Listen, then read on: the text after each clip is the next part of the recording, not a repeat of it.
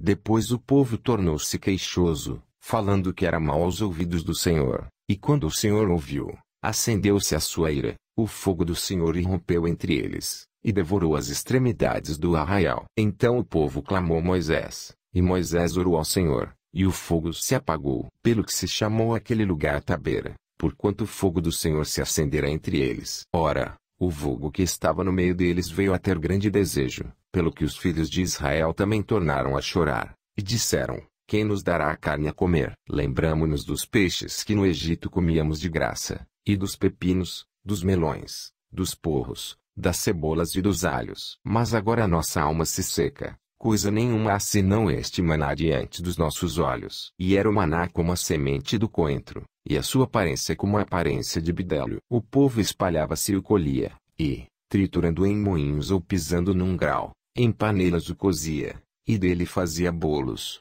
E o seu sabor era como o sabor de azeite fresco. E, quando o orvalho descia de noite sobre o arraial, sobre ele descia também o maná. Então Moisés ouviu chorar o povo, todas as suas famílias, cada qual à porta da sua tenda, e a ira do Senhor grandemente se acendeu. E aquilo pareceu mal aos olhos de Moisés. Disse, pois, Moisés ao Senhor: por que fizeste mal a teu servo, e por que não achei graça aos teus olhos? Pois que puseste sobre mim o peso de todo este povo. Concebi eu porventura todo este povo?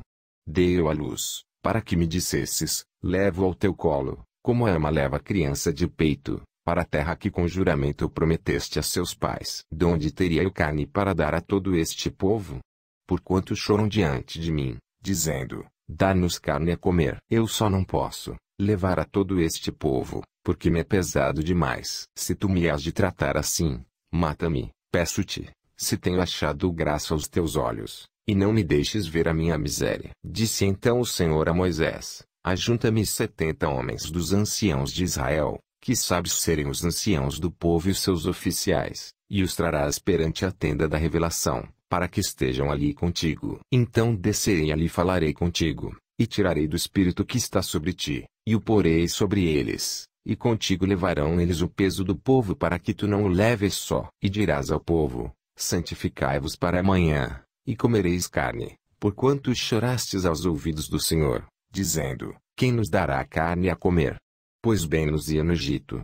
Pelo que o Senhor vos dará carne, e comereis. Não comereis um dia, nem 2 dias, nem 5 dias, nem 10 dias, nem 20 dias, mas 1 mês inteiro, até vos sair pelas narinas, até que se vos torne coisa nojenta, porquanto rejeitastes ao Senhor, que está no meio de vós, e chorastes diante dele, dizendo: por que saímos do Egito? Respondeu Moisés: 600.000 homens de pé este povo no meio do qual estou. Todavia tu tens dito: dar-lhes-ei carne, e comerão 1 mês inteiro. Matar-se-ão para eles rebanhos e gados, que lhes bastem.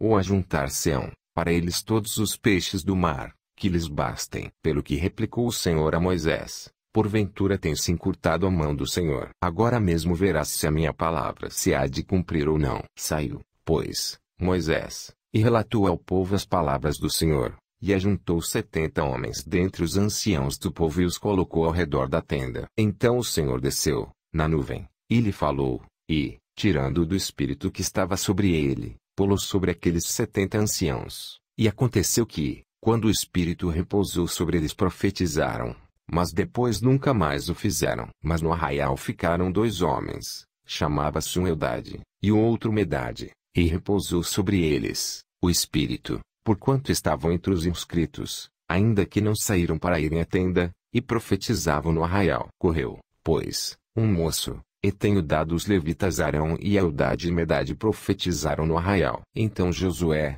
filho de Num, servidor de Moisés, um dos seus mancebos escolhidos, respondeu e disse: meu senhor Moisés, proíbe-lhe. Moisés, porém, lhe disse: tens tu ciúmes por mim?